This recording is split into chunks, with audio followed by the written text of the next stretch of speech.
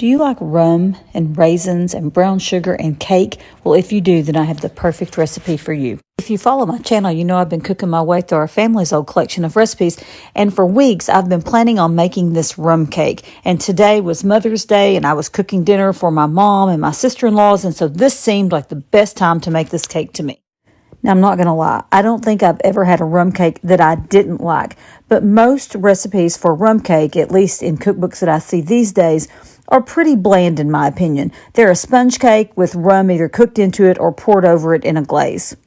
But a true traditional rum cake would have had a lot of fruit in it and nuts like cherries and raisins, pecans, walnuts.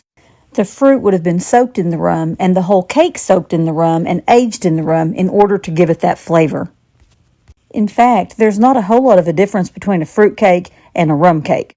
And from everything that I've read, historians believe that the precursor to the rum cake was the figgy pudding. When British colonists came to the New World, they would have brought the recipe for figgy pudding with them. The brandy would have been substituted with rum, and all of the wonderful local flair of the Caribbean culture would have been added in. The recipe was great. It took a little bit of time because you had to boil the raisins first. I used a cherry vanilla Captain Morgan rum, and that was delicious. My whole family loved it. I do recommend that you bake it in a bundt pan or a loaf pan and not the 9-inch pan that the recipe recommended.